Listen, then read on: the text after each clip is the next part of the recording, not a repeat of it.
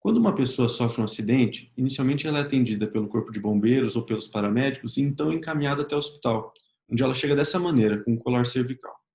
Dentro do hospital, ela é submetida a uma série de avaliações. Uma avaliação inicial do trauma, uma avaliação neurológica completa e avaliação dos exames de imagem. Em se tratando da coluna cervical, essas três radiografias compõem a chamada série trauma. E a incidência em perfil tem especial valor. Uma análise precisa e cuidadosa dessa radiografia nos permite identificar lesões potencialmente graves e fatais para esse paciente. E como a gente faz essa análise? Nós vamos traçar linhas nessas radiografias para verificar se tem algum desalinhamento ou alguma alteração sugestiva dessas lesões. A primeira linha é chamada linha vertebral anterior. É traçada na região anterior dos corpos vertebrais e a gente precisa notar que não só essa linha, mas todas as outras são linhas de curvatura suaves, sem nenhuma quebra. A segunda linha é a linha vertebral posterior, que margeia a região posterior, o limite posterior dos corpos vertebrais. E também é o limite anterior do canal medular. O limite posterior do canal medular é dado pela linha espinolaminar, que é essa linha que vai margeando como se fosse a base desses triângulos. Esses triângulos são os processos espinhosos. E existe uma quarta linha que margeia a região posterior dos processos espinhosos, chamada linha dos processos espinhosos.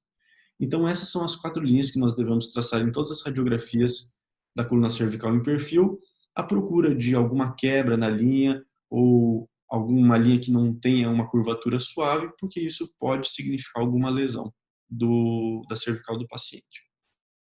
Nesse primeiro caso, um paciente jovem que estava praticando slackline e acabou caindo, e ele chegou no hospital, foi avaliado, foi feita essa radiografia, uma radiografia de fácil avaliação, uma radiografia com uma lesão, uma alteração muito evidente.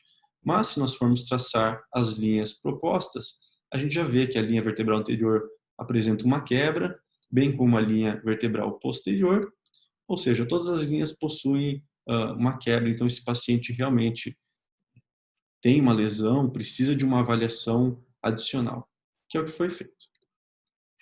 Esse segundo caso é um paciente um pouco mais velho, um paciente de 47 anos, que caiu da carroceria do caminhão de aproximadamente uns 3 metros. E ele chegou no hospital e foi submetido a uma avaliação radiográfica. E numa análise descuidada e muito superficial, essa radiografia pode, inclusive, passar como uma radiografia normal. Mas a gente aprendeu algumas linhas que podem nos ajudar nessa análise radiográfica. Então, traçando a linha vertebral anterior, a gente nota que tem uma pequena quebra dessa linha, apesar da linha vertebral posterior, que é a linha verde, apresentar-se normal. Isso demonstra a importância de nós traçarmos todas as linhas na radiografia. Uma linha pode estar normal, mas a outra pode estar alterada. E essa pequena alteração de uma das linhas já pode ser o que você precisa para fazer uma avaliação adicional nesse paciente.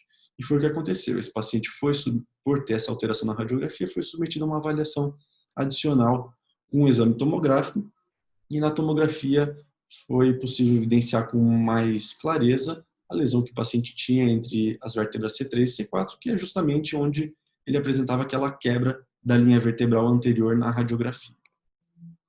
E essa paciente aqui é uma paciente jovem, de 38 anos, uma mulher, estava passando o final de semana com a família numa represa e mergulhou de cabeça nessa represa, mas era uma represa rasa, ela não sabia, e chegou no hospital com essa radiografia.